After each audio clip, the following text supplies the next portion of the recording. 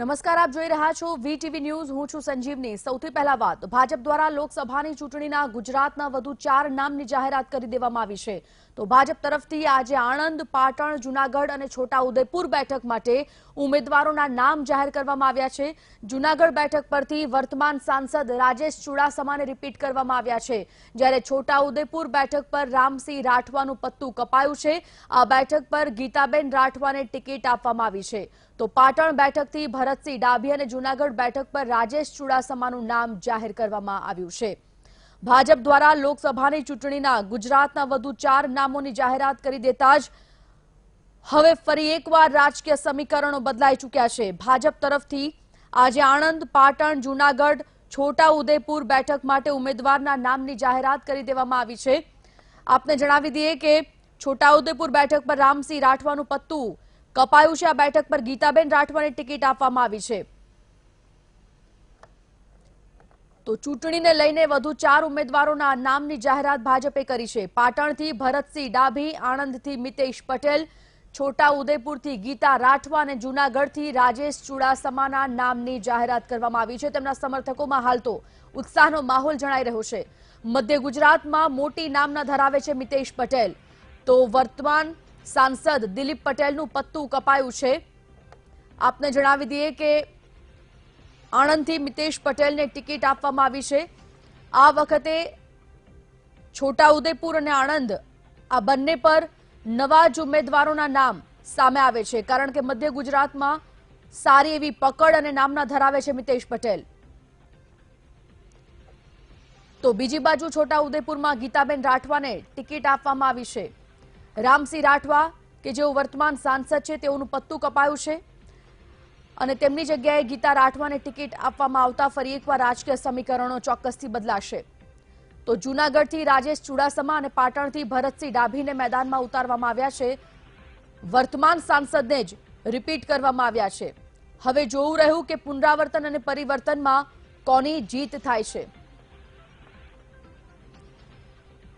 નરેન્દ્ર રાઠોડ અમારા સંવાદદાતા જોડાઈ ગયા છે, તેઓ સાથે વાત કરીએ। નરેન્દ્ર, 4 ઉમેદવારોના નામની જાહેરાત ભાજપ દ્વારા કરવામાં આવી છે, તેવામાં પાટણ અને જૂનાગઢમાં જે રિપીટ કરવામાં આવ્યા છે સાંસદને, ભરતસિંહ ડાભી પાટણથી અને રાજેશ ચુડાસમા જૂનાગઢથી ઉમેદવારી આ વખતે નોંધાવશે, ફોર્મ ભરશે। પહેલા તો એ જાણીએ કે નામની જાહેરાત થયા બાદ કેવા પડઘા પડી રહ્યા છે, સમીકરણો કેવા રાજકીય બદલાવાની શક્યતા? પાર્ટી દ્વારા એ તમામ ચાહે જ્ઞાતિગત સમીકરણો હોય અથવા તો જે અન્ય જે સમીકરણો છે, કારણ કે આ બંને જે બેઠકો છે એ બેઠક પરના કોંગ્રેસના જે ઉમેદવાર છે એની જાહેરાત અગાઉ જ કોંગ્રેસે કરી દીધી હતી, પરંતુ સામે ભારતીય જનતા પાર્ટીના ઉમેદવારોના નામની જાહેરાત થવાની બાકી હતી અને એનો સતત અભ્યાસ કરવામાં આવ્યો હતો। કોંગ્રેસના ઉમેદવારોનો અભ્યાસ કરવામાં આવ્યો હતો, એમની જે તે વિસ્તાર પરની પકડ શું છે એ બાબતનો પણ અભ્યાસ કરવામાં આવ્યો હતો અને ત્યારબાદ આખરે આજે છે 4 નામોની જાહેરાત કરી છે। એ પૈકી જે 2 નામો છે જૂનાગઢ અને પાટણ, એ બંને જે સાંસદ સભ્યો છે એમને રિપીટ કરવામાં આવ્યા છે। જો જૂનાગઢની જ વાત કરવામાં આવે તો રાજેશ ચુડાસમા એક કોળી જે જ્ઞાતિ છે એનું ખૂબ મજબૂત માથું છે અને ત્યાંના ખૂબ મોટા તેઓ પ્રતિનિધિ છે અને કોળી આગેવાન છે, પરંતુ જે પ્રકારની રાજકીય પરિસ્થિતિઓ બદલાઈ છે અને એ બદલાયેલી રાજકીય પરિસ્થિતિની અંદર ચાહે ખેડૂતોનો આક્રોશની વાત હોય, પાટીદાર અનામત આંદોલનના પડઘાની વાત હોય, એ તમામ બાબતોની અસર વિધાનસભાની ચૂંટણીની અંદર જોવા મળી જ હતી અને એના જ કારણે જે જૂનાગઢની તમામ જે બેઠકો છે વિધાનસભાની એના પર કોંગ્રેસની હાર થઈ, કોંગ્રેસની જીત થઈ હતી અને ભારતીય જનતા પાર્ટીના ઉમેદવારો એ હાર્યા હતા અને એના જ કારણે એક પ્રશ્ન એ ઉભો થતો હતો કે આખરે રાજેશ ચુડાસમાને રિપીટ કરવા કે કેમ, પરંતુ જે પ્રકારે પૂંજા વંશની ફરી એકવાર ટિકિટ આપવામાં આવી છે ત્યારે બંને એ જ ઉમેદવારો જે 2014ની ચૂંટણીની અંદર હતા એ અત્યારે હાલ પણ જોવા મળી રહ્યા છે। એટલે કે એ પાટીદાર પ્રભુત્વ વાળી બેઠક તો છે જ, સાથે જ ખેડૂતોનો આક્રોશ વાળી બેઠક છે અને એ બેઠક પરથી રાજેશ ચુડાસમાને ઉતારવાનો એક વ્યૂહ ભારતીય જનતા પાર્ટી દ્વારા અપનાવવામાં આવ્યો છે। આ સિવાય ભારતીય જનતા પાર્ટીના 2 મહત્વના જે નેતાઓ છે એ બંને નેતાઓ વચ્ચે પણ અણબનાવ છેલ્લા ઘણા સમયગાળાથી ચાલી રહ્યા હતા અને એની અંદર પણ ભારતીય જનતા પાર્ટીનું જે હાઈકમાન્ડ છે એ સુમેળ કરવાની અંદર સફળ રહ્યું છે અને એના જ કારણે રાજેશ ચુડાસમાને ઉતારવામાં આવ્યા છે. જ્યારે એ જ પ્રકારની બેઠક પાટણ છે કે જે કોળી જે ઠાકોર મતદાતાઓ છે એના પ્રભુત્વવાળી બેઠક છે અને એ બેઠક પર ભરતસિંહને ઉતારવામાં આવ્યા છે. એટલે કે જ્યાં એક તરફ જે ઉમેદવાર છે કોંગ્રેસના જગદીશ ઠાકોર કે જેઓ પહેલા પણ સાંસદ રહી ચૂક્યા છે અને એમની 2014ની અંદર હાર થઈ હતી અને ત્યારે ફરી એકવાર એમને જ ઉતારવા માટેનો નિર્ણય ભારતીય જનતા પાર્ટીએ લીધો છે. અન્ય બે બેઠકો છે જે મધ્ય ગુજરાતની છે જેના પર પણ જે નામો આવી રહ્યા છે કે આણંદ પરથી મિતેશભાઈ પટેલને ઉતારવામાં આવ્યા છે જે ભરતસિંહ સોલંકી સામે લડશે. જ્યારે છોટાઉદેપુરથી ગીતાબેન રાઠવાને ઉતારવામાં આવે છે. ત્યાં પણ રાઠવા જે કોમ્યુનિટી છે એ કોંગ્રેસ અને ભારતીય જનતા પાર્ટીમાંથી સામસામે જોવા મળશે. મધ્ય ગુજરાતની જે બે બેઠકો છે એના પર વાતચીત કરવા માટે જપ્તવ્ય આપણી સાથે જોડાયા છે, એમની સાથે વાતચીત કરશું. જપ્તવ્ય, ભરતસિંહ સોલંકી જેટલા એક મોટું માથું હતું તો ત્યાં મધ્ય ગુજરાતના સૌથી મોટા અગ્રણી અને એમની સામે મિતેશ પટેલનું નામ. નરેન્દ્ર, ખૂબ બાબત એવી છે કે મધ્ય ગુજરાતમાં કુલ 6 લોકસભા બેઠકો છે. આ 6 લોકસભા બેઠકમાં વાત કરીએ તો વડોદરાને બાદ કરતા બાકીની 5 લોકસભા બેઠક એ સેમી ડેવલપ બેઠક તરીકે જોઈ શકાય.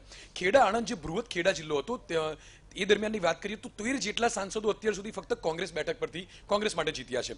હવે જ્યારે ખેડા અને આણંદ બંને લોકસભા અલગ થઈ ત્યારથી અત્યાર સુધી ફક્ત 3 વાર પટેલ નેતા જે છે જે સમાજમાંથી આવતા હોય તે સાંસદ તરીકે ચૂંટાઈ આવ્યા. મહત્વની બાબત એ છે કે અગાઉ ભરતસિંહને હરાવ્યા હતા જે દિલીપ મણિભાઈ પટેલ, જેઓ ગુજરાત સરકારમાં મંત્રી પણ રહી ચૂક્યા છે, જે પ્રબળ દાવેદાર પણ માનવામાં આવતા હતા. ત્યારે દિલીપ મણીને પણ એવી અપેક્ષા હશે કે ભારતીય જનતા પાર્ટી વધુ એક વખત તેમનું નામ જાહેર કરે. પરંતુ એવું પણ માનવામાં આવે છે કે આણંદ સામાન્ય શહેર ક્ષેત્રમાં પણ દિલીપ મણીનો ખૂબ દબદબો હતો અને તેમ છતાં તેમના સમાજમાં કેટલીક જગ્યાએ તેમનો વિરોધ પણ હતો. તે જ કારણથી વાસદના રહેવાસી અને ઉદ્યોગપતિ કહેવાતા એવા મિતેશ પટેલ જે મધ્યમ ઉંમરના છે અને અગાઉ તેમણે આણંદ વિધાનસભા લડવા માટે પણ રસ દાખવ્યો હતો. નરેન્દ્ર, અહીંયા સમજવાની બાબત એ છે કે જ્યારે પણ ચૂંટણીલક્ષી બાબત હોય ત્યારે સમાજ અને તેમનું બેકગ્રાઉન્ડ ખૂબ મહત્વનું બની રહે છે. એક ઉદ્યોગપતિ માટે આવી ચૂંટણી લડવી સ્વાભાવિક છે કે ખર્ચાળ હોય ત્યારે સરળ પણ બની રહે છે. તો પાર્ટીએ કદાચ એમ વિચાર્યું હોય કે મિતેશ પટેલ જેવું નામ આગળ મૂકવાથી પાટીદાર સમાજનો જે અસંતોષ દિલીપ પટેલના નામ કાપવાથી થાય તે કદાચ દબાવી શકાય. એના કરતા અગત્યની બાબત એ પણ છે કે મધ્ય ગુજરાતનો જે વાસદથી લઈને આણંદ સુધીનો જે બેલ્ટ છે એમાં કોંગ્રેસે ભરતસિંહ સોલંકી જેવા નેતાને ઉમેદવાર તરીકે ઉતાર્યા છે. એ વાત જુદી છે કે ભરતસિંહ એકવાર હારનું મોઢું પણ જોઈ ચૂક્યા છે, પણ સ્વાભાવિક વાત એ પણ છે કે તે સમય હતો 2014ની ચૂંટણીનો જ્યારે પ્રધાનમંત્રી નરેન્દ્ર મોદીનો એક વાવડ હતો. એ સમયમાં ગુજરાતમાં 26 બેઠક કોંગ્રેસે ગુમાવી પડી હતી અને ભારતીય જનતા પાર્ટીના ફાળે ગઈ હતી. મણિભાઈની ટિકિટ કપાવવાનું કારણ શું હોય શકે? નરેન્દ્ર, ખાસ કરીને એ પણ એક બાબત છે કે દિલીપ મણીનું જે નામ છે તે રાજ્યકક્ષાના મંત્રી તરીકે પણ અગાઉ હતું, તેઓ ધારાસભ્ય પણ રહી ચૂક્યા છે. પણ મહત્વની બાબત એ છે કે સ્થાનિક કાર્યકર્તાઓમાં એવું માનવામાં આવે છે કે દિલીપભાઈનો જે રૂઆબીદાર સ્વભાવ છે તેના કારણે પણ કદાચ કોઈક ને કોઈક જગ્યાએ અસંતોષ છે. એવું પણ માનવામાં આવે છે કે મધ્ય ગુજરાતના બેલ્ટમાં દિલીપભાઈ સામે કદાચ કોઈ કાર્યકર્તા મોઢું ઉચકીને અથવા માથું ઉચકીને વાત પણ ન કરે. પાર્ટીએ કદાચ આ બાબત પણ ધ્યાને લીધી હોય. એવી પણ કેટલીક બાબત છે કે તેઓ હવે 64 વર્ષની ઉંમર વટાઈ ચૂક્યા છે. કદાચ તેમણે અંગત રીતે પણ એવો રસ લીધો હોય કે હવે હું ચૂંટણી લડવા નથી માંગતો. ત્યારે ભારતીય જનતા પાર્ટી માટે એક નવો ઉમેદવાર મૂકવો, પાટીદાર સમાજમાંથી મૂકવો અને નવો ચહેરો શોધવો એ ખૂબ જરૂરી બાબત હતી. ભરતસિંહ પણ ખૂબ મજબૂત છે ત્યારે ટક્કર જોવા મળશે. છોટાઉદેપુરની બેઠક છે, ગીતાબેન રાઠવા અને સામે જ કોંગ્રેસમાંથી પણ રાઠવા ઉમેદવાર, ત્યાં રાઠવા પરિવારનો દબદબો રહ્યો છે જે કોંગ્રેસમાંથી આવે છે. ખાસ કરીને નરેન્દ્ર, જો છોટાઉદેપુર બેઠકની વાત કરીએ તો રામસિંહ રાઠવાની વાત કરીએ. રામસિંહ રાઠવાના જ એવું કહેવાય છે કે કુટુંબી એટલે એમના વેવાઈ પક્ષમાંથી ગીતાબેન આવે છે. ગીતાબેન જિલ્લા પંચાયતના 5 વખત ડેલિગેટ રહી ચૂક્યા છે. સમજવાની બાબત છે કે રાઠવા સમાજના આ કોન્સ્ટિટ્યુન્સીમાં 3,65,000 જેટલા મત છે. કોંગ્રેસમાંથી વાત કરીએ તો રણજીત રાઠવા જેઓ મોહનસિંહ રાઠવાના પુત્ર છે. મોહનસિંહ રાઠવા આ વિસ્તારમાં આ સમાજમાં ખૂબ મોટું નામ છે. હવે જ્યારે રાઠવા સમાજ વચ્ચે ટક્કર થાય છે ત્યારે ભારતીય જનતા પાર્ટી અને કોંગ્રેસ બંને પોતાના ઉમેદવારો એવી રીતે મૂક્યા છે કે જેમનું રાજકીય બેકગ્રાઉન્ડ પણ હોય, આ સમાજમાં એ લોકો પ્રભુત્વ પણ ઊભું કરી શકે. અને જ્યારે પાર્ટીના મતદાન કરવાની વાત આવે, પાર્ટીના પ્રચાર કરવાની વાત આવે ત્યારે બંને પોતાનું એવું પ્રભુત્વ દાખવી શકે જેનાથી મતદારો પણ રીઝાઈ શકે. નરેન્દ્ર, અહીંયા સમજવાની બાબત એ છે કે જ્યારે રામસિંહ રાઠવાની જગ્યાએ ગીતાબેન રાઠવાને મૂકવામાં આવ્યા છે ત્યારે એ કયું કારણ હોઈ શકે? ભારતીય જનતા પાર્ટીએ જે 7 સીટોના નામ જાહેર નહોતા કર્યા તેમાંની એક છોટાઉદેપુર મહત્વની બેઠક હતી. રામસિંહ રાઠવા પોતે આમ જોવા જઈએ તો નિર્વિવાદિત ચહેરો હતો, ત્યારે એમનું નામ કેમ કપાયું તે ખૂબ મહત્વની બાબત છે. બની શકે કે ભારતીય જનતા પાર્ટી એક મહિલા ઉમેદવારને તક આપવા માંગતી હોય એટલે જ એમના જ કુટુંબમાંથી કોઈ મહિલા ઉમેદવારને અને એમના સમાજના જ વ્યક્તિને તક આપવાનો પ્રયત્ન કર્યો હોય. ત્યારે સામે એક પણ સમીકરણ એ પણ છે કે રામસિંહ રાઠવાએ પોતે પણ ઉમેદવારી નોંધાવી હતી.